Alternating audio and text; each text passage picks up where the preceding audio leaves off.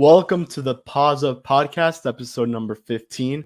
We are back. I think it's been a week, Jake, since the last time we spoke on here. Maybe we spoke last week. It's we've been busy. We've been catching up with stuff outside of the podcast. Of course, there's a lot of stuff going on at the moment. So just happy to be back here. Episode 15. We're 15 episodes in, Kevin. We just had that big celebration at episode 10 with Coach Mike McIntyre. And now we're already at 15. That's crazy. And we are, you mentioned Mike McIntyre, and I'm glad we brought in the right guest to talk not only about him, but his football team. With spring practice getting going, we had to dedicate at least one episode to football. Yep. We are here with the SB Nation man himself, the FIU guy himself, Eric Henry. Eric, what's up? We're excited to have you on and talk some spring football. What is going on, fellas? First off, congrats on 15 episodes. As someone who's been part of several podcasts, I know how hard it is just to string 5 together before things go off the rails. Mm-hmm. So the fact that you guys are 15 deep, I love it. I got a chance to check out the intro on the way in. I even spotted myself in the intro, but you guys have had a ton of illustrious guests. Love what you guys are doing, as always. I think I said this when I came on with you guys however many months ago. It's really it's necessary. I got stuck between necessary and necessity. It's necessary and it's a necessity to have people affiliated with FIU, whether it's like you, Jake, an alum, or you, Kevin, now entering FIU, to really get involved in the sports culture. So love what y'all doing, and always happy to hop on with you guys. And I was just gonna say, this feels like deja vu, but yes, Eric Henry, you were on our show back on December 22nd. That was episode 5 of the podcast. So 10 episodes later, bam, he's back. We can't get him out of here, and we're just roaring to talk a bit about football because there's been a lot going on. And I think that's where we're going to start with spring. Eric, you've been there basically for almost all of the practices. Sure. What have been your initial thoughts so far? Yeah, so I'll kind of give you 3 things that have really stood out to me. One, when you compare this time last year to the open of spring camp, of course, they're now through practice. It's Wednesdays of practice 4. Guys feel more like they know what the expectations are from Mike McIntyre and his staff, as opposed to that opening week. You could tell, you had an influx of so many new players. What was it? Something like 48 to 50. I can't remember the number off the top of my head. New players coming in. When you combine that with players coming in and players departing the roster, I think I used this headline in my spring story I wrote, that guys may as well have had, hello, my name is name tags, whether it was coaches and staff, to introduce themselves. So this go around, players definitely feel more like they know what the expectation is, and it's reinforcing what Mike McIntyre and his staff have wanted. 2, definitely the quarterback play. The quarterback situation is one that is still evolving. Of course, we've got the returning starter, Grayson James. Well, I guess for fans who don't know, let's start with Gunnar Holmberg, who did choose to retire. I mean, that was been known for a few months. But for anyone who doesn't know that, last year's opening day starter, Gunnar Holmberg, chose to retire due to shoulder injuries. Last year's primary starter, Grayson James, he's returned and is really trying to build on last year. When we had a chance to talk with Grayson, Kevin, you were there day 1 when I asked him if he felt like this was his team. Outside of Mike McIntyre, does he feel like this is his team? And he said, yes, he feels like he's, earned the respect of the guys in the locker room and that they really rally behind him. But of course, he does have the competition with Hayden Carlson. Hayden's now with a 3rd-year sophomore. The COVID year all has me all messed up. So I got to remember what year Hayden exactly is. I know he got here in 2020. Let's see exactly his class is. But, he's still in the quarterback competition, along with Amari Jones, last year's freshman signee, who now is a redshirt freshman, who had a really nice day at practice, guys. I want to say last Saturday. Mike McIntyre went out of his way to mention him, said that he had a good day of practice. And then, of course, the name that everyone knows in Kewan Jenkins, lights out, the Miami Central product. He definitely, guys, this was my first time getting a chance to see him throw live, and definitely has the arm. He's got all the arm talent you're looking for. He just doesn't have, quote unquote, that Power 5 size, and that might be part of the reason, of course, with the coaching change at Auburn that landed him at FIU. So we'll definitely keep an eye on that throughout the spring. And a little bit of late breaking news, Kevin, is, you were there for, Jake, I'm sure you've seen online, the offensive line. When you talk about, the fact that Josh Ergo sliding over from the tight ends coach to offensive line. He did play offensive line at Memphis, so he has that pedigree. He's also coached offensive line as well. But the fact of the matter is you lost Julius Pearson in the offseason, the starting center or primary center. He's now with the Conference USA rival Middle Tennessee State. You think, okay, all right, at least you got the other 4 guys who are primary starters. They're coming back. You lose your 2 tackles. Shamar Habdiali, left tackle, played 804 snaps last year. He's in the transfer portal. We'll see what happens. I actually know he was actually at practice this past Tuesday watching from the sideline. He was not involved with the team, just watch. Of course, it's an open practice, but we'll see what happens there. He's got plenty of offers. So whether he wants to go elsewhere, I don't know if that door's open for him to come back. I'll come to what Mike McIntyre said in a second, but also Lindell Hudson Jr., the veteran right tackle, has been a 3-year starter. He also entered the portal. Lindell's picked up some offers as well. But just to cap it, guys, the last thing on the offensive line situation, Mike McIntyre's comments definitely caught me by surprise because Mac is he's a genuine guy, but he's never really this, for lack of a better phrase, straightforward. When I asked his thoughts on it, he said that, hey, a player on the roster quote tweeted, I believe it was Lindell Hudson's tweet with, hey, go get paid, right? And Mike McIntyre said, well, that's all you need to say. He feels like that's the direction of college football. And I mean, that go get paid in my mind, guys, I mean, that can be interpreted in many ways. I mean, a lot of guys, they're cheering for, their former teammates, right? Like, hey, go get that money, go, whether it's the next level or whatever it may be. But Mike McIntyre took that and saw that and felt the need to emphasize it on the record. So we'll see how that affects FIU, as of course, there will be another opening for players to enter the portal after spring. So we'll see if that affects them. But yeah, I mean, those have been the 3 things that have really stood out so far in the early parts of spring practice. Yeah. And just to clarify, Carlson is a redshirt sophomore. So that's a classic. Okay. That's how messed up this whole COVID year got it. But yeah, you're right. And Kewan Jenkins has looked overall pretty good. I know we saw them with pads the first time on Saturday. Yeah. He looked, I don't know if maybe you agree here, but he looked a little bit overwhelmed. Just didn't get too much going there offensively. I guess the best name out of the QB so far has been Grayson James, which makes sense. He's the one who's played with the offense the longest. He's had, the most experience there. He played with them last year. He's a starter. And then Carlson has looked pretty good as well. Yeah, Kevin, I don't know that I would say that Kewan looked overwhelmed. I mean, I guess by my eye, when you talk about a true freshman coming in early, graduating high school early, it looked very much to me like, put you this way, it's very obvious when you have freshmen or even like JUCO guys who come in who are at the FBS level and things are moving so fast and they look like they're all out of sorts, right? With Kewan, did he necessarily come out there and, do enough in week 1 to be like, all right, he's a true contender for the job? No. But in my mind, he at least looked like he belonged at the FBS level. Now, Kevin, to be fair, and Jake, for you too, to be fair, this could have just been my expectations of what I was expecting from him, being a low baseline, and that he exceeded those. I don't know. But I wouldn't say he looked overwhelmed. But with that being said, and this is where, I don't want to take over hosting the show, but I do want your guys' thoughts on this. I've been on the record as saying this. This is just purely my opinion. If we get to this point if we get to the end of spring and neither Hayden nor Amari nor Kewan has done enough to win the job, right? To where you say Grayson still is, for all intents and purposes, your QB1 heading into fall. At that point, after 3 quarterback competitions that Grayson's been a part of with this staff specifically, right? At this point, you should know enough about Grayson James to then carry that into week 0, because they're playing week 0 at Louisiana Tech. In my mind, if Grayson, if no one's done enough to truly narrow that gap, I think you need to ride Grayson into week 0 and see what you have there. Because the fact of the matter is this, guys, and I'll let you guys, kind of get your thoughts on this. Yeah, experience definitely matters, right? In a position such as quarterback. And Grayson has been here for quite some time, and he's seen weapons at his disposal and linemen that have protected him come and go. So you can have the experience, but when you have to pretty much go around a revolving door of new players that have to protect you in the O-line, or you have to throw the ball to either the tight end and especially receivers, which we'll talk about later. I think the receivers might be one of the most interesting aspects of spring training to see who's gonna step up for FIU. But experience, I like the fact that Grayson has looked good. I mean, you would expect that after all this time that he knows what to look forward to with these spring practices, and of course I'm assuming he has the trust of the coaching staff and McIntyre more than most other quarterbacks that are there, I would assume. So I would say if Grayson ends up being the guy, then I'll be okay with that. Though it will disappoint me that the average fan or person looking into this will be like, oh, you need to put in the local guy, the hometown hero. He needs to be and if he's not ready for that, then he's just not ready for that. It is what it is. And just to add on to what Jake said, I would love to see Grayson behind a healthy offensive line.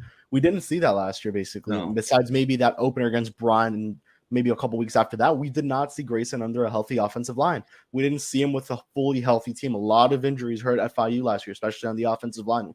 We saw how much they struggled, Eric, where it got to the point where they were really just out there running the ball, getting really short passes in, which is part of the offense, but you would like to see them push the ball down a little more in a quicker fashion. That's definitely something I would like to see.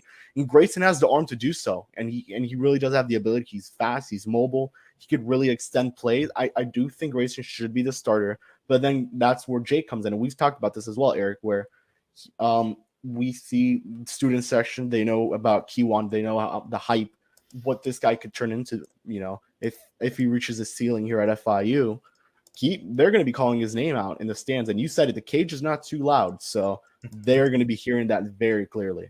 That's it. Jake, Kevin, you guys nailed the point that I was going to come to afterwards, which is this. FIU has not had a local product who's been a star since T.Y. Hilton. And then when you talk about not only just a star, someone who was a star in high school, this is no disrespect to T.Y. T.Y. was a very solid player at Miami Springs, but he didn't come into FIU with this, someone who won multiple state championships like Kewan Jenkins. So if you talk about the fact that, hey, you get 3-4 weeks into the year and things aren't going well, not only the student section, section 112, you guys have covered games at the cage.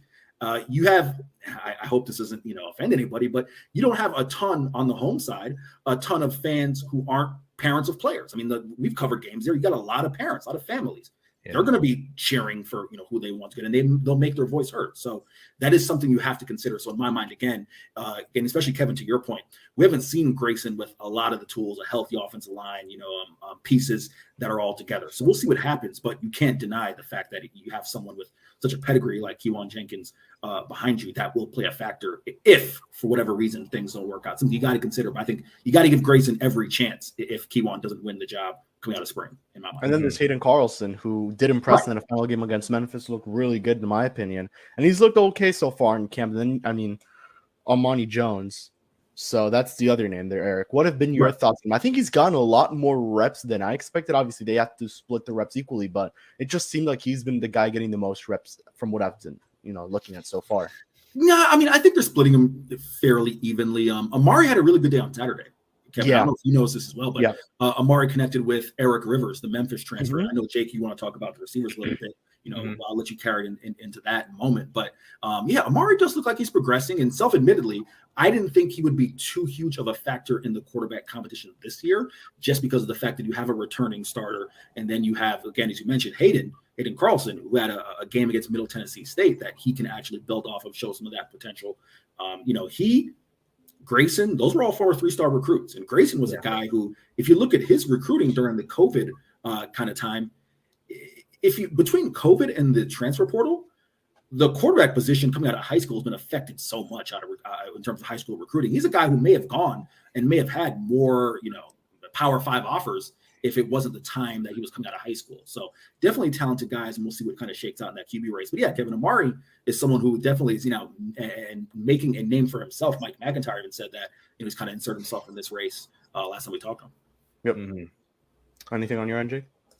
Yeah, the last thing I'll say about Grayson, because I would love to know if there are any official odds on who people think the starting quarterback will be. But the last thing I'll say on Grayson is that we have seen glimpses of him last year where we may have saw him near his ceiling. And the immediate game that comes to mind was Louisiana Tech, where he looked great. He looked really, really great, right? He had a fantastic game. He led the Panthers to a very nice victory that day. And assuming that, as we mentioned earlier, the team around him stays healthy, because again, that was just a terrible part of FIU's team last year that I don't think gets talked about enough, was how badly this team had to battle through injuries. It reminds me of the COVID year, where not only was it COVID, it was also injuries as well. And when you combine those, they couldn't even play games in the 2020 year. It was that bad. So injuries aside, I do think Grayson has the talent, and we've seen glimpses of it these last couple of years, but especially a few times last year. So if Grayson is the starter, then I think I'd be more than all right with that. Now, I want to ask you, Eric, and you mentioned the offensive line. We saw some shifting on Saturday there, so if you want to go through that and just get into depth on the offensive line a little bit. Yeah, with Lindell's departure, with Lindell and Shamar in the portal, We've seen two guys who, quite frankly, it's not as if Lindell and Shamar left and all of a sudden these guys are being inserted. Josh Ergel was dividing the reps and giving these guys, trying to split the reps as much as possible throughout camp. But you got to start with the local product, the Gardner Webb transfer, Travis Burke. He is a mountain of a man, guys. It's 6'9". He's huge. And, his dad has been a constant fixture at practice. You see his pops. His pops is even a big guy as well. I mean, I'm 5'9", 5'10". His pops is probably 6'3"-ish, 6'4". So, yeah, at 6'9", 290, he's been anchored at that left tackle spot. That was Shamar's. Then at right tackle, a name that FIU fans really should be familiar with because we saw a little bit of time last year, got that start. Oh, man, I cannot remember who he got the start against. UTSA. It should be UTSA that Lindell Hudson was banged up last year. Phillip Houston got a start and performed really well last year in the limited time. I believe he only appeared in 4 games. We got 1 start as a JUCO kid, a Texas native. He's got the time at right tackle. Then also, Kevin, I know you noticed this name when we were taking a look at the roster. Mikhail Rebus. Hopefully I'm pronouncing the last name right. I can't remember if it's Rebus or Rebus, how it's pronounced. But he's a guy who's actually listed on the website as an athlete. He's listed coming from 247 as an ATH athlete. And then even on the roster we got, I think he's listed at D end. He is open camp wearing number 70 on the offensive side, on offensive line. Did play both sides in high school. He's played at right tackle. And then J.D. Lee as well from last year's recruiting class is also filled in at left tackle. So those have been the 4 names. Now with Lindell and Shamar, for all intents and purposes, no longer with the program, those have been the names to look at tackle. Everywhere on the inside, it looks pretty steady. You got Jacob Peace, John Bach at guard. We've seen a little bit of Wyatt Lawson at center, a name that I think fans should be familiar with. And again, I hope I'm pronouncing the right name, the last name correctly, because I haven't seen it on a pronunciation sheet. But Ming Tong, a former walk-on, a kid, I believe from Broward County, if memory serves me correct, former walk-on. He's a big boy, like 6'3", 6'4", 275, 280. Filled in really well last year when he got some time at center, and now he's really got a chance to push for some extended time at center. So the interior of the offensive line looks to be pretty much what we've seen. Jamari Sylvester will definitely come in, some other names as well. But yeah, it's really those tackle spots, which of course they're huge. You got your quarterback's blind side with Kiwan being a lefty, right? So you know that your right tackle is your blind side. And of course with Grace and James, all the other quarterbacks are righties. So, your left tackle is your blind side as well. So we'll see what happens at tackle. It's definitely going to be interesting. Yeah. And I would say if this core could stay healthy, I think you're going to see a really good quarterback, whoever it is. Mm-hmm. I think if it's expecting it to be Grayson James, who I believe should be the starter, and I think you would also agree, Henry, and I don't know if you would, Jake, but if you have a healthy offensive line, Grayson James is going to have one hell of a year. Mm-hmm. And that's where I want to get to. Who is he going to be throwing the ball to? The wide receiver core lost Tyrese Chambers, and now you're left with, and also you lost Rivaldo Fairweather, and we could talk about the tight ends as well because that's a very interesting group that's led by Josiah Miamin for the tight ends, and I think there's one more that I'm currently forgetting. I know he was also a Panther last year. If you know Eric Jackson McDonald come to me. Jackson McDonald, yeah. If you want to get a little bit into that group, because Rivaldo Fairweather, although he did not get many targets, he was not, we spoke about this, that he should have been targeted more just out of the height he had and the production we saw. We saw that game against La Tech. We saw the game against Middle Tennessee. It showed that they should have targeted this guy a lot more throughout the year. But let's go into the tight ends first. What is your thought on that group? What are your thoughts on the group? Yeah. You mentioned the tight ends. I'll start with the tight ends and come to the receivers. Yeah. Here's a really interesting thought. So if you remember, guys, in that Middle Tennessee State game, Tyrese Chambers was injured. He didn't play. He had some injuries with, Teddy Richardson, Caleb Lynham, some other guys who they were really banged up at receivers. What happened was you saw a lot of 2 tight end formation, right? 12 personnel. For fans who may not know, 12 personnel, 1 running back, 2 tight ends. Josiah Miamin, Rivaldo Fairweather. Mm-hmm. It's one of the things that really bewildered me, Jake and Kevin, is when you have that type of size matchup in Conference USA. This is not the Power 5. You do not have a ton of linebackers and safeties who can contend with 6'3", 6'4", 6'5" tight ends who are running between 4'4" and 4'7". You just can't, right? You saw it against Louisiana Tech, you saw it against Middle Tennessee State. Rivaldo is a matchup nightmare, and he had a hell of a game. And because you're running 2 tight end sets, Josiah Miamin gets involved, whether it could be in the blocking game or Josiah has shown himself as a more than capable receiver as well. So hopefully this isn't too long-winded to answer your question, Kevin, but I asked offensive coordinator David Yost on Saturday, if memory serves me correct, if we could see more 12 personnel. And Yeah, he was I was pretty candid. He said yes. He said maybe, it's something that maybe he could have done a little bit earlier in the season to try to exploit some of those matchups. So I say all that to say that, yeah, a guy like Rivaldo could have been targeted a little bit more. Okay, can't get back last year. This year, you still have really nice size matchups. Josiah's back. Jackson McDonald is a really athletic former walk-on, was a former 6'5", 190-pound quarterback, comes in, earns a spot as a long snapper, then tight end. He says he's in the 4.6 range. That's still a solid matchup at 6'5", 235, 240. You got Christian Pedersen coming in from Louisville, someone who played at a Power 5 school, so 6'3", 6'4", should be athletic enough as well. And then you got the two tight ends coming in Braden State and Rowdy Beers, who are all 6'4" and 6'5", right? So you want to see them take advantage of those size matchups. And then, real quick, I'll just transition to the receivers. Yep. I think especially given the fact that you don't have a ton of size at receiver. Chris Mitch, while he has gotten bigger, Chris Mitchell is listed at 6'1", 180 pounds. He's a slight guy. He's a burner. He's someone who's going to be on the outside, going to use his speed to make plays, right? The biggest returning receiver you have is Dean Patterson, who's listed at 6'2", about 215. Dean's somewhere in that range, right? But still not, a 6'3", 6'4" type of guy. So, yeah, Chris Mitchell, Dean Patterson. Then you got to take a look at some of the other guys, the Artez Hookers, who's going to get a lot of time in the slot. Mike Jackson, another guy who, he's had an up and down camp so far, what we've seen, but he's going to get some work in the slot. Jalen Bracey, we had a chance to talk about Jalen. Jalen spent most of his time in the slot last year, so he should be operating in that space again this year, looking to see what he can improve on his game and be a little more of a dynamic threat as well. And some of the guys, keep an eye on some of the freshmen coming in. With Louis Maurice, Kyle McNeil. Those guys aren't here yet, but those guys are a little bit taller in stature. We'll see how they play a factor. But I just think, from my mind, guys, in my opinion, especially since you don't have those sizable receivers, those tight ends can play an advantage. And Jake, you'll remember this very well. Is it going to be receiver by committee or wide receiver one? When it was Tyrese Chambers, it was wide receiver one. But let's take it back to, probably your early years at FIU, when it was CJ Wharton, Austin Maloney, Bryce Singleton, Tony Gator, Maurice Alexander. I just named 5 guys. Yeah, Alexander really came to mind. Like as soon as you brought up a few years, Alexander was the guy. Right. Those are all guys who, it was never really. And I did I mention Shamar? Did I mention Shamar Thornton as well? Like, I don't even know if I mentioned Shamar in that group. Yeah. Those were 4, 5, 6 guys who none of them came, really were the wide receiver one. But as a collective group of targets, we couldn't ask for a better group of core receivers for James Morgan. So, is it something more like that we see this year? We'll see.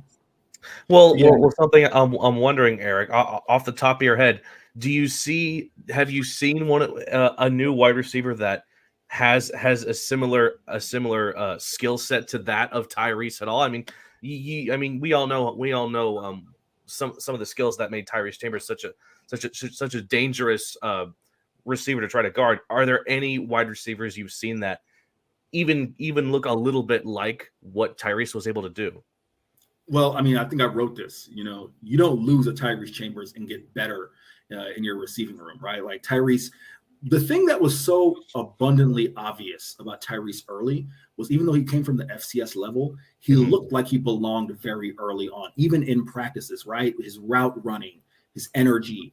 One of the things that Tyrese, I don't think he gets enough credit for, is his ability to win in one-on-one matchups against a DB, despite not being the biggest guy in the world. Like, I think Tyrese is listed at 6'1". Tyrese is close to 5'11" and change. But you guys saw it even in the Bryant game, right? When you had to go down to him in the red zone. You feel comfortable throwing him a one-on-one ball. Jake, 2021, when he, broke all those records. There were plenty of times when he just had one-on-one matchups downfield. He hauls in the pass, right? So, to your question, no one's really exhibited that yet, right? Like, Chris Mitchell showed a little bit of that last year in the Charlotte game when he went one-on-one with I'm forgetting the Charlotte DB off the top of my head right now. He shows a little bit of that. Eric Rivers, the kid from Memphis, is definitely showing some playmaking ability, but no one's shown like that combination of being able to say, hey, like, there's a one-on-one matchup. We can go your way. We know you'll come down with it, like Tyrese has in my mind. Yeah. Jake, anything else you want to add?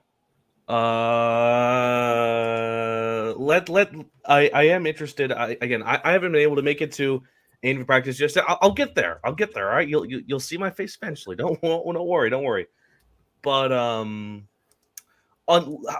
a similar question to that, of who reminds you the most of Tiger Stammers? Let's flip it over to the tight ends group. Is there any tight ends that could be similar to Rivaldo in that sense, in the set of skills that way? You know me, guys. I try to be an optimist. I try to be positive. No. There's no one. Listen, you know how rare it is. I think I wrote this, to have a 6'5", 240-pound tight end who runs in the 4.4-ish range at the group of 5 level. Like, it's rare. So there are. Listen, the tight end group as a sum of all parts is a really good group. I like Josiah a lot. You know, he's a nice, solid tight end. Of course, came from Iowa.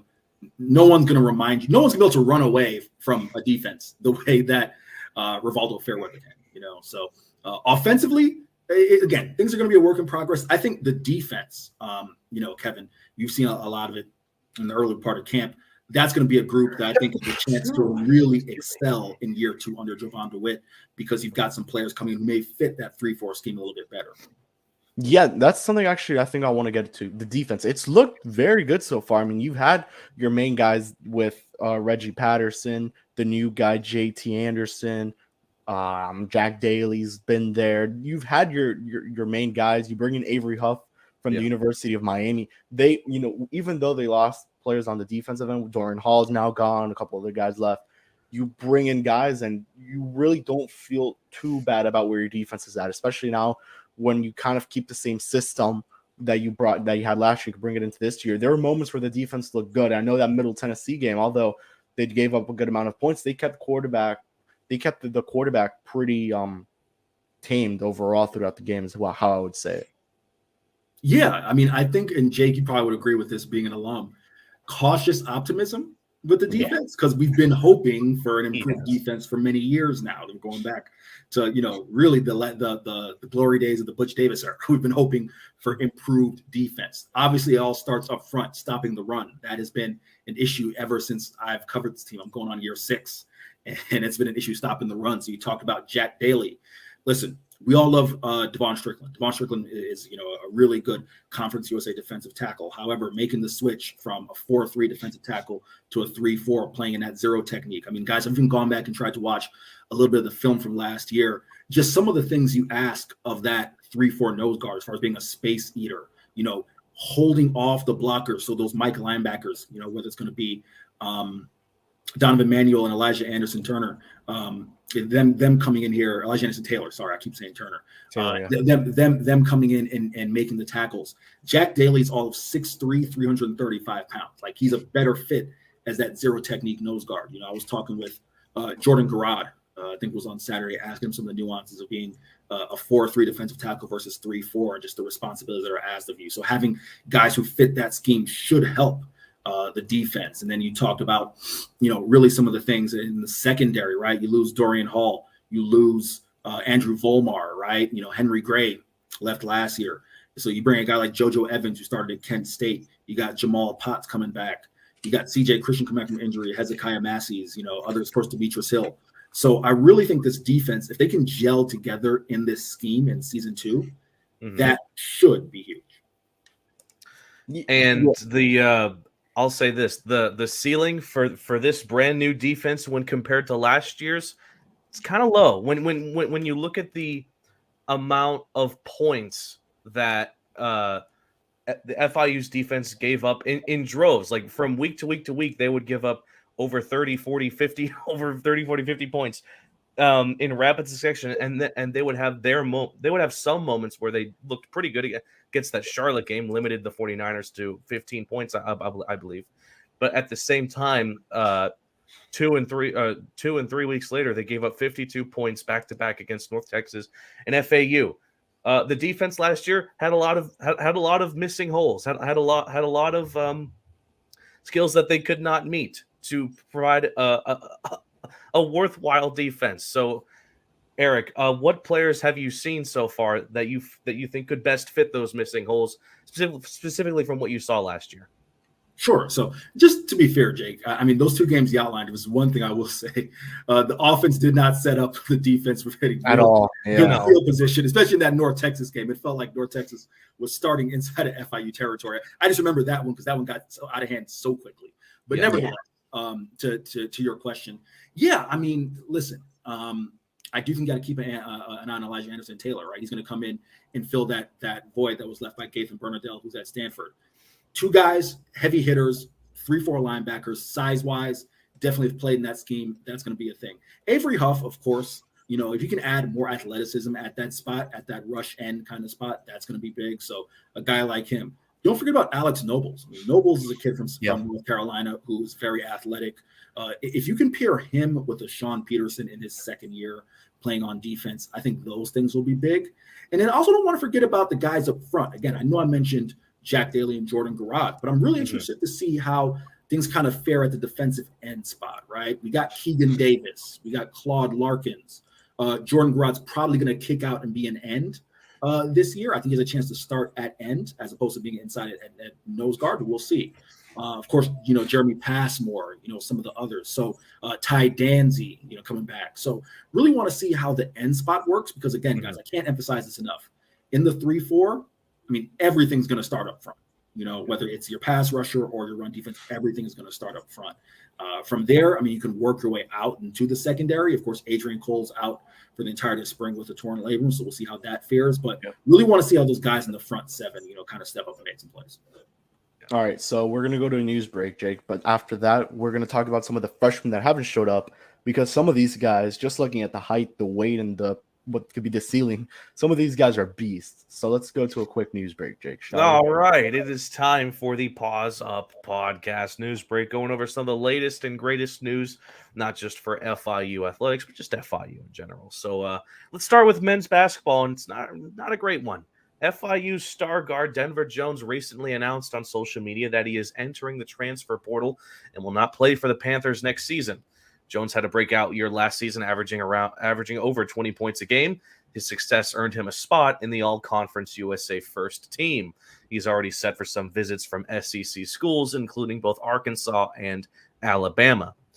Moving on to football, Ryan Webb has been elevated in his role with FIU Football, earning the nod from Assistant Director of Football Ops to the full-time Director of Football Operations. Webb was hired by FIU in February of last year and had spent time prior to that working with the equipment staff at the University of Buffalo, as well as football operations internship in Colorado. And then lastly, a collaboration between FIU Athletics and the FIU Alumni Association is set to begin next month. The inaugural Paws Up Tour. And no, we are not tied to that at all, despite being Paws Up. This is going to be an opportunity for fans, students, and alumni to meet and interact with Scott Carr, Mike McIntyre, and other members of the coaching staff at multiple locations across Central and South Florida. The Paws Up Tour will begin at the Beat Culture Brewery and Kitchen in Miami on April 26th. Now, on May 7th, the tour will wind up at the Top Golf in Orlando. And lastly, the tour will wrap up at the Funky Buddha Brewery on May 17th in Fort Lauderdale. Fans can register online at the FIU Athletics website. And that was your very brief news break. And I got to ask, Eric, how many of those events will we see you at between the first one in Miami, then Top Golf in Orlando, and then Funky Buddha? I'm going to try to make one or two of those. Last year I wasn't able to. I think it was kind of a test run last year. Yeah.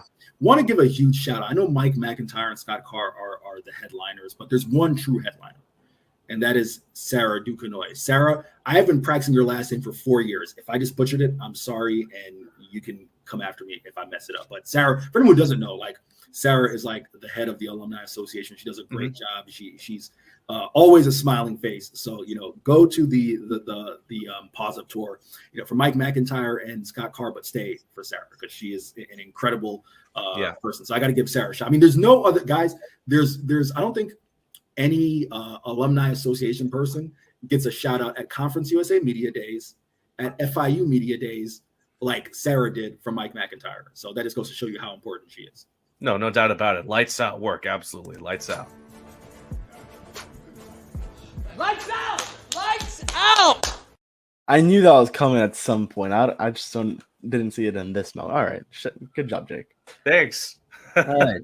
Now, I mentioned before the break that I wanted to talk about some of these freshmen, and I'm just going to go down the ones that have not reported because obviously these guys are still in high school. They got to wrap up. Someone like Kewan Jenkins, he graduated early. That's why he's there. So Just the ones that haven't. Rowdy Beers. Now, correct me if I say it wrong. Todrick Bruton, I believe is how you say it. Jaheim Buchanan, Mr. Clark, Antonio Cobb, Victor Evans III, Landon Hale, Luby Maurice Jr., Kyle McNeil, Daniel Michelle, Braden Staten, Preston Thompson, and Antavius Weaver. Eric, I think the obvious name here would be someone like Luby Maurice Jr., who's 6'3", 188 pounds. He's big, he's tall. I mean, this is someone who I know we've talked about at some points in camp, although he has not reported. He is someone who definitely has a shot to make a big impact in his year one with the Panthers. Yeah, guys. I mean, when you talk about the freshmen, this is no disrespect to any of the other freshmen or any of the positions. I'm really honing in on the receivers, Luby Maurice and Kyle McNeil. So I think those are guys who are going to have a chance to really contribute immediately. I talked about their size early on in the podcast, and we talked about the receivers. They're taller than the other guys, right? That should give them, a little bit of an edge when you're looking for size matchups. And quite frankly, I mean, just the fact that all receiver spots really are open. Yeah. I mean, a guy like Chris Mitchell, who I like a lot, and I think he's showed promise. Even he's not guaranteed that wide receiver one spot. So that those guys with McNeil and Luby Maurice, and for anyone, guy, if you had a chance to look at Luby Maurice's tape, I had a chance to see him make a couple catches, up in Palm Beach County. I mean, he's a really nice athlete. So those are two guys I think you got to really keep an eye on who have a chance to contribute immediately. And then I want to talk to you about, the offensive line. We spoke about that. Jaheim Buchanan, 6'3", 278 pounds, freshman. It seems promising, Eric, I'm sorry. You're not the only one to do that, Kevin. Trust me. That happens on like a weekly basis. It's the curse of having 3 first names, but nevertheless. With Jim Buchanan, of course, Daniel Michelle, I think in the offensive line, given the fact that you have 2 losses, as we talked about with Lindell and Shamar, those are 2 guys you got to keep an eye on. Can they come in and contribute immediately? I don't know. Something I am curious of with this class, not to say that, it was ranked a top 3, top 4 class in Conference USA, but I almost feel, given how well that the Panthers have done in the transfer portal, especially this year, bringing guys like Avery Huff, Claude Larkins, and others, this could be another buffer year where you don't necessarily need those freshmen to play immediately, as opposed to last year. There was room for a guy like Hezekiah Massey's, a John Bach, right, to come in and really start immediately because you didn't know what you had in guys, in and out of the program. This year, ideally, hopefully this is more of a foundational class with a few spots here or there, as opposed to really needing to rely on freshmen, in my mind. Is there anyone else who stands out to you from the ones who haven't reported yet? Who have or have not? Have not. I think I'd keep it on Todrick Bruton, just because there's really room for a pass rusher. Yeah. That for sure. Mr. Clark, of course, with the cornerback spot, with Adrian being injured, with CJ coming off an injury, as I mentioned, Andrew Volmar leaving for Louisiana Monroe, Henry Gray leaving in the portal. There could be some room there, the corner spot to compete for some time. Those 2 guys come to mind immediately. And then finally, I wanted to ask you about Jamari Holloman. He was, I believe, the Colorado transfer, and when Dion came, it was either that he was no longer going to commit or they removed this. If you want to kind of talk about that situation, how he ended up at FIU, and what have been your thoughts on him? Yeah, I believe it was the Athletic. The Athletic or 247 Sports. I want to say it was the Athletic. I'm 99% sure it's the Athletic that wrote a piece, saying, hey, the Dion recruits, right? Or excuse me, the Colorado recruits pre-Dion. Essentially saying to all those kids who had their scholarship offers pulled, what happened to them? That is essentially how he ended up at FIU. I mean, FIU was in the running, but he was a Colorado commit. And then, of course, Deion Sanders came in, has been, very vocal about the fact that his guys are going to be his guys, and everyone else, hey, tough luck. There's even a kid who comes to mind right now, Chance Main. I don't know if we have any Last Chance U fans in the house, but if you remember the show Last Chance U on Netflix, he was a star on that show, made it to Colorado. He's even had to transfer. But yeah, that's how Jamari Holloman, ended up at FIU. And he could have a chance, someone who, again, is here right now, could have a chance to really, earn some playing time. But again, like I said, I think I don't want to say the best wishes of the 2023 team. I just do think, given the amount of guys they've brought in via the transfer portal, it's really best that those players, that you've committed to should be ones that you expect to come in and contribute immediately, so that some of these younger players you have don't have to come in and contribute immediately. Ones that earn that right, sure. But I think if you let's look at last year again, like Jacob Peace, Sam Hill, Phil Houston. These are all guys who end up getting time because you expected they could come into play. You got to hope it's the same way this year. I want to look ahead to the next transfer portal. Do you expect any movement on FIU's end to bring anyone in? I believe that was the transfer portal where they brought in a couple guys just because of how spring was going, I believe, Eric. You're referring to last year? Yeah. Now, do you think that was last year when they brought a good amount of guys through the second transfer portal, or was it the first where they brought in most? Yeah, no. Last year they had brought in the early class was only like a handful of guys. It was that late signing class where they brought in a ton of guys in the portal. And then, yes, I mean, to your point, Kevin, they didn't stop adding players from that second recruiting class. I mean, there were players who came in seemingly through the summer, just because they needed bodies, right? If you're asking me, what do I think? Do I anticipate that coming in this year? Yeah, I think, listen, guys, this is just a new age of college football, right? Yeah. The fact that the reason why Lindell and Shamar declared for the portal right now, as opposed to, I had some people say, why didn't they wait and see what happened through the spring? No, you need to get your name out there in the portal now because people are giving out their scholarships that they have, and it's the same thing's going to happen. FIU's not the only ones with player movement. There's going to be players moving at other schools. So there may be some opportunities for them to bring some players in. As far as on this current roster, again, you also got to anticipate that you're going to lose some players, right? I mean, you can only play one quarterback at a time. Yeah. Let's start there. You got to anticipate that, it won't be Kiwan because he's a freshman. You got to anticipate that one of those quarterbacks may not be on the roster following the spring because they're going to want to try to get themselves in a camp for fall, whoever that may be. Following that, I think you could take a look maybe at the receiver position. Maybe there could be a bit of a logjam because you have two freshmen coming in. And then I guess, maybe there's some room at linebacker, maybe, some guys who could decide elsewhere if they're not getting time. But yeah, it's pretty much expected because you have to get your name in the portal as soon as possible. That's the position I wanted to ask you. Quarterback, who do you see? I mean, obviously, I don't think Grayson would go into the transfer portal. Maybe not Hayden Carlson. That leaves it to Armani Brooks, who possibly could, maybe most likely one. It's really difficult to see which one would go in because a lot of these guys are just improving. Besides Grayson, who played through almost the whole year, Hayden Carlson, who just showed one game, Amari Brooks has just not played at all. Yeah, with Amari, it's interesting, right? You talk about Amari Jones, someone who you're good. You take a look at his recruitment. It was kind of a little bit up and down when he landed at FIU when, of course, there was a need at quarterback. In my mind, and you also got to take this into account. For all intents and purposes, when we've heard from Grayson or Hayden or whoever, they seem to be really tight-knit quarterback room. So at least that's positive, right? Whether it's David Yost or from the quarterbacks, they've all spoken about really having an affinity for each other, wanting to push each other. But with that being said, I guess you could take a look at a guy like Amari and maybe see if there's room for he could be someone who chooses to explore things. Maybe it could be Hayden. You don't know. But, with there only being one quarterback able to play, you got to assume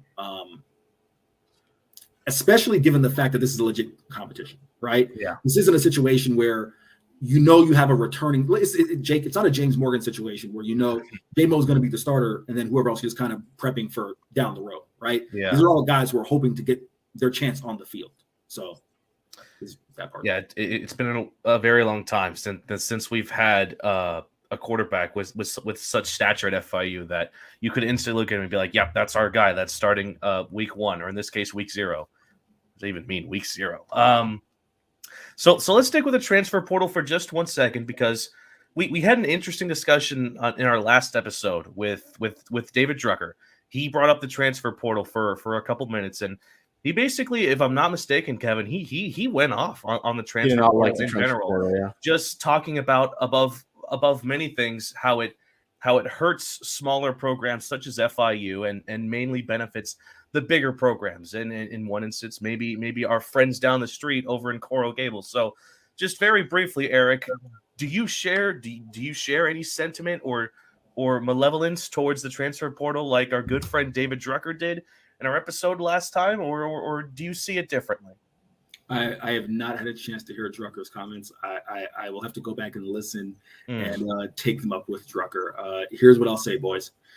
Did you guys get a chance to catch Rick Pitino's presser at St. John's by any chance? No. Okay. Rick Pitino, which, definitely listen, he's even before my time to an extent, but, you guys might be a little young. A legendary head coach, was it Kentucky, Boston Celtics, Knicks, Louisville, et cetera, right? It can't be ran into some NCAA violations, ended up at Iona. Rick Pitino said in his opening presser, this is not verbatim, but the gist of it is, there are going to be players on this roster who will not be on this roster next year because they don't fit with what I'm trying to do. Okay. Mm-hmm. Now, what if I came to St. John's and this was my opportunity to play basketball and I wanted to get an education here, and now the new coach said, yo, you can work out for me 10 times. I don't care. You're gone. All right. There's that aspect. I can look at FIU. And listen, I'm not shading any coach for leaving. It's a free market. Greg Austin in Jacksonville, Ricky Brumfeld with the Georgia Tech, right? Mm-hmm. There were players who Greg Austin recruited, who Ricky Brumfeld recruited. They're still at FIU.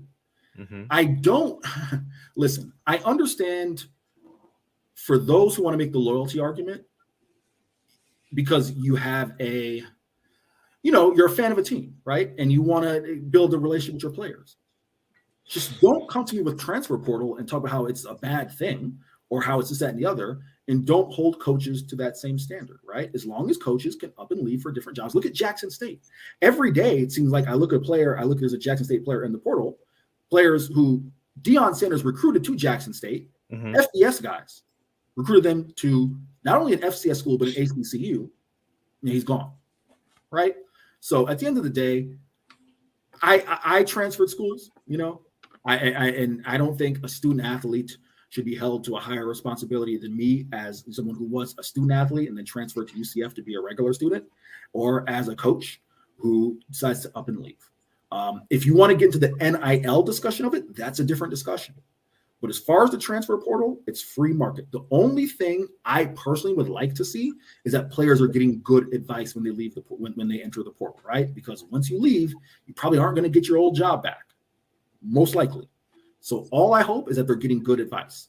But outside of that, I mean, I love Drucker a lot. Drucker's a friend. Drucker's one of the first guys I met on the FIU beat. But I can't disagree with him strongly enough. Again, that's without hearing his words. So I'm taking your guys' word for it. Yeah. As far as the position on the transfer portal. Yeah. And again, one thing about transfer portal that we need to accept is that it doesn't look like it's going to be going anywhere anytime soon. So teams just have to adapt and figure out what best works for them in regards to the portal. So, Eric, I did have one interesting thing to talk about. It's kickers, Eric Henry. Kickers matter too in a football program. And you saw last year, the FIU went with Chase Gabriel. He was their guy. He was 7 for 12 with field goals last season, which is not great, right? If I'm not mistaken, there are 5 kickers on the roster at this very moment. They could be very different from what I see here. But do you expect the Panthers to run it back with Chase, or do you feel like there's some really strong competition there with Lucas Matias, Joshua Lopez, Matthew Enriquez, or excuse me if I butcher his name, Dayton Montiel, in regards to that kicking job, which is very important. Well, yeah. Well, Dayton's a starting punter, so Dayton, is going to hold down that role. Dayton Montiel, as you mentioned, a really good kid out of Broward County up there, Mm-hmm. Cardinal Gibbons. But yeah, I mean, you have Tyler Patterson coming in, the freshman who looks like he's going to be coming in. So that's something to keep an eye on. But with that being said, yeah, Chase has had a bit of an up and down career. I mean, Chase got there in 2020. Jake, you may be looking at the stats off right there, so you can correct me if I'm wrong. Mm-hmm. I think he went 3 of 5 his freshman year in 2020 and nailed all his extra points. So had a solid year. 2021 was a bit of an adventure, in terms of the situation there with Chase. In 2021, a bit of an up and down year. And then of course, the kick that really stands out for me, Jake, was the kick against Central Michigan. Yeah. They have a chance for anyone who may not remember that game. Chase Gabriel, FIU, and listen, I'm never going to put a loss directly on the kicker. There are so many plays that happen in a football game that affect the game, but FIU was really sliding. They were trying to protect a lead that they had blown against Central Michigan. They bring Chase Gabriel on for what probably was something like a 29, 30. It was a reasonable, manageable kick. Yeah. And I mean, he missed it, I think Chase would admit he missed it poorly. I mean, it was very wide right. And even I was watching back the game against New Mexico State that Chase Gabriel missed a short kick from 26, 27 yards. Yeah. The thing with Chase, he's got a hell of a leg. I mean, Chase can boom it. He holds the program record, is tied for the program record with Jose Borregales for longest field goal made, which is like 52, 53 yards. And that was a clutch kick, if memory serves me correct. So nothing he can't do. It's just a matter of developing that consistency through the uprights. I do think Chase should probably return as the starting kicker. But again, there is going to be some competition, whether it's players coming in. And of course, as he talked about, Lucas Matias, of course, the kickoff specialist, he could push for some time as well. So Chase's longest was 53 against Middle Tennessee in 2021. Yeah. Okay. And 2020, he was 3 for 4. 2021, 8 for 13. And then last year, 7 for 12. So, yeah. So it's just been a matter of, kind of building the consistency, but you really want to see him, especially on those short kicks, those reasonable kicks. Those are the ones that when you put your kicker, especially in today's college football, from 35 yards in, you should walk away with 3 points. Mm-hmm. And, Chase has missed a few of those. So you want to see him build up that confidence and consistency. Another thing to keep an eye on, Jake, since you mentioned it, Kevin, I think you were there for this. The first kick that I remember seeing, I don't know if it was the first kick of the spring, but in pads, they went full pads on Saturday. It was blocked. And that was Chase's kick. So you definitely want to keep an eye on, the entire special teams operation to make sure that Chase is getting every opportunity to make that kick. Yeah. Anything else on your end, Jake? Or I think we're good to go. I did have one last question. Of course, we've already taken a look at the 2023 schedule. Lots of great opponents. A lot of interesting scheduling all around. Cough cough. Wednesday football, right? But I'd like to ask you this: how important do you think it'll be for the public eye to see this FIU football team, once spring practice is over and they're ready for the season again, to begin the season not against, let's be brash here, a deliberate cupcake school like Maine University at home, but instead of that, they're going to start their play against a team that they know well, against Louisiana Tech. How important do you think that is for the public to watch this and really get a feel for what this team is when they're playing against a real team instead of the University of Maine? Jake, again, I'm not trying to be difficult, but with all due respect, I mean, we're not that far removed from the 2020 year when Jacksonville State walked into FIU and walked out with a victory. And Bryant, but you know what I mean, right? Like the last couple of years, it was Long Island, and then Bryant. It's these schools that you start the season with. It's not just FIU. We see schools all over the FBS do this. So Jake, just so I understand your question correctly, are you asking me how important is it for fans to see it with a more important opponent, or how important is it like team-wise? Let's go with both, fans and team-wise. Okay. Start with fans. So team-wise was the reason I was pushing back, because again, we've seen FIU, being some barn burners with some FCS teams. So, what you'd like ideally is for them to come out and win, regardless who the opponent is. But we can't just say, okay, they're not playing a Maine, they're playing Louisiana Tech. They've struggled with FBS opponents. It was that. As far as fans, not necessarily the opponent, Jake, but the fact it's week 0. They're going to be on TV. Yeah. And not going to be on ESPN Plus, right? If you look at the timing of that game, it depends on when it kicks off. It could be the first FBS football game of the 2023 season. It could, yeah. Right? So, I mean, that to me is important.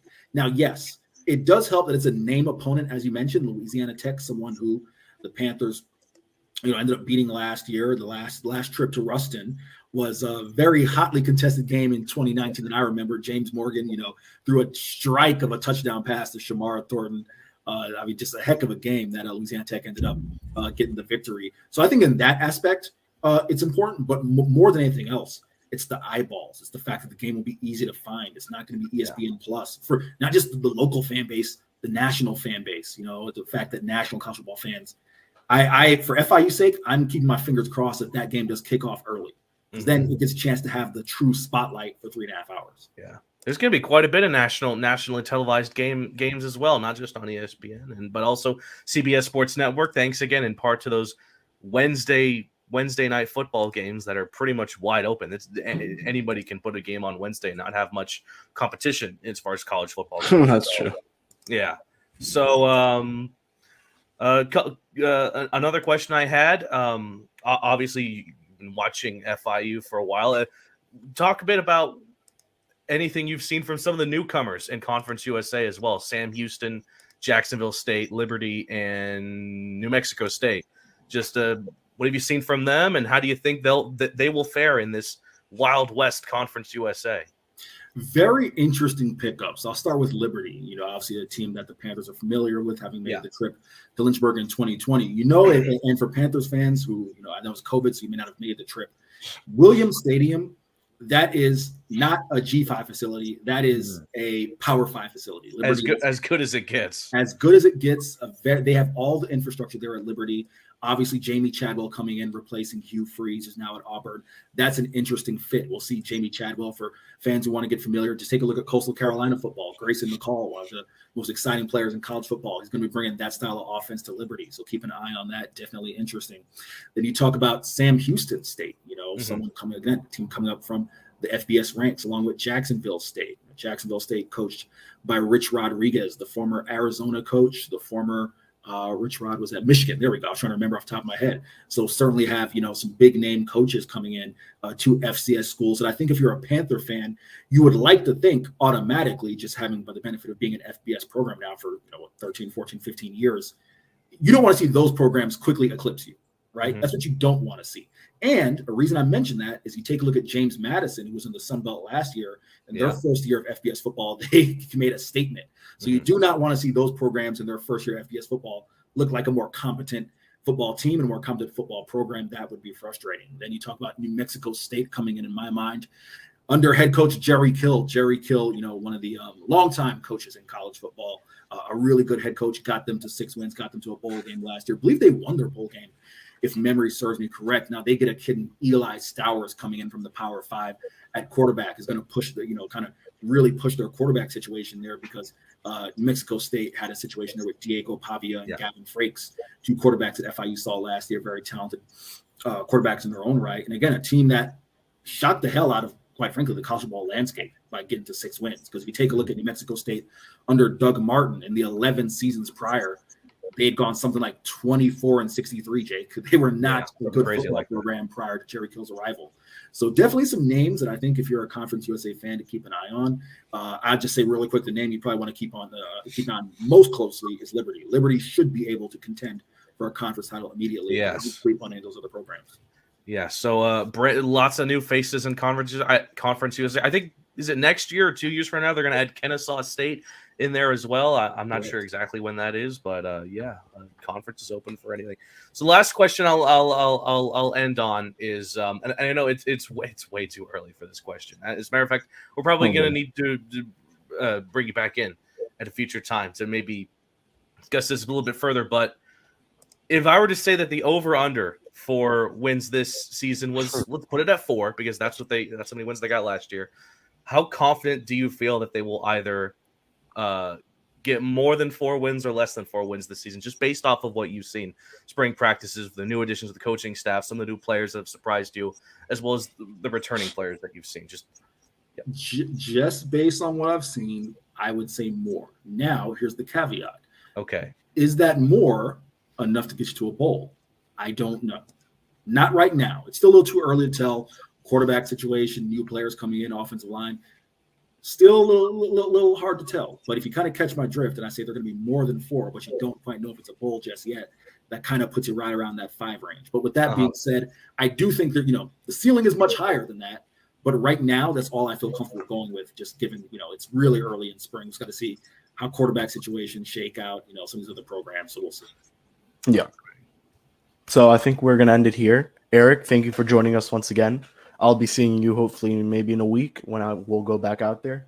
Right now, for me, it is Marlins season. Jake knows that. Oh, yes, sir. But Jake, any last words? No, just again, Eric, thank you for joining us, and now you're a part of that Paws Up podcast history of a guest being on twice. You joined Jonathan Mayer in that regard. So good job, Eric. We're proud of you, and again, thank you so much for spending some time. Have you updated the wall behind you? Added some more passes to it? I need to, guys. I haven't had a chance to put last year's passes in. So you see, I got, Texas State. I got Bryant right here. I got Western Kentucky. I got New Mexico State. We're getting kind of full there. So what I'm thinking I'm going to do is get like a nail and put it somewhere, there, and then like hang them over the nail so I can throw all the last year's. So got to update them. All right. So we're going to end it here. From Jake, from Eric, myself, we will see you guys all in the next one next week. Peace out and Paws Up.